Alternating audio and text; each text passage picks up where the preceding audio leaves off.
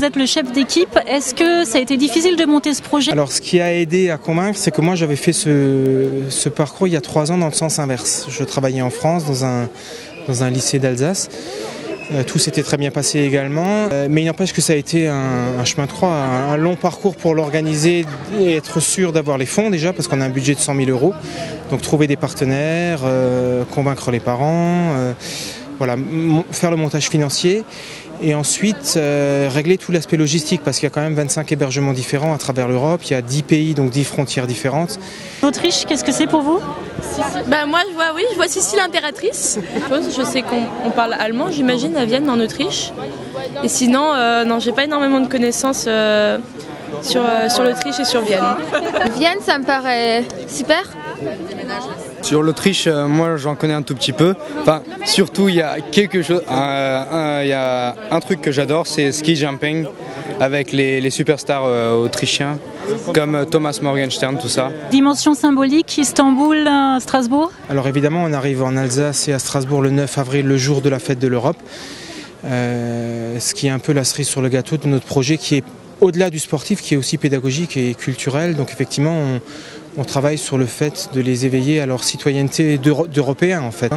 S'ouvrir aux autres, rencontrer d'autres lycéens, s'ouvrir à l'alimentation, s'ouvrir aux musiques des différents pays traversés. Il y a un travail qui a été fait sur l'architecture des différentes villes, etc. Tout ça recoupé avec un projet qui est transdisciplinaire dans la mesure où c'est toutes les matières qui sont concernées. Vous avez une classe de seconde qui est accompagnée par tous les enseignants.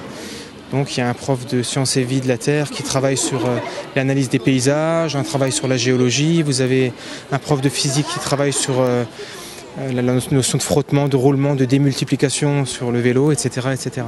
Les filles, vous êtes en minorité, vous êtes 7. Est-ce que les garçons sont solidaires? Les garçons sont parfois durs à supporter, mais c'est vrai qu'on a vraiment beaucoup d'encouragement de la part des garçons. Ils sont motivés parce qu'ils considèrent ça comme le projet de leur vie scolaire et ils sont prêts physiquement. Ça, c'était un enjeu important pour nous. On a fait 1500 km d'entraînement depuis septembre dans Istanbul, qui est une mégalopole de 17 millions d'habitants, très vallonnée. Et vous n'avez pas pensé « Oh, j'aurais pas dû faire ça » ? Ah bah ça, si, surtout quand on commence à être fatigué, quand ça commence à être long, quand on commence à avoir un peu de vent, quand on n'a pas encore eu trop de pluie, mais surtout parfois quand il fait pas très beau, mais sinon dans les montées, oui. Le moment le plus difficile? Quand on a tous eu la gastro. Il y en a pas mal qui étaient malades, donc on est allé dans le bus, parce que c'est très dur de pédaler quand on a mal au ventre et quand on se sent pas bien. Mais sinon, moi je me rappelle que des bons souvenirs, j'oublie la gastro. Et vous allez manquer un mois de cours, comment est-ce que vous allez faire avec votre programme? C'est pas grave? On rate que 2 semaines de cours et après on rate nos 2 semaines de vacances aussi, surtout. Conclusion, juste dire qu'on est tous très très sensibles à ce qu'on voit dans les yeux des enfants. Et qu'au-delà de tout salaire, la satisfaction c'est de les voir heureux et curieux et assoiffés de vie en fait. Donc ça c'est très chouette. Et toi,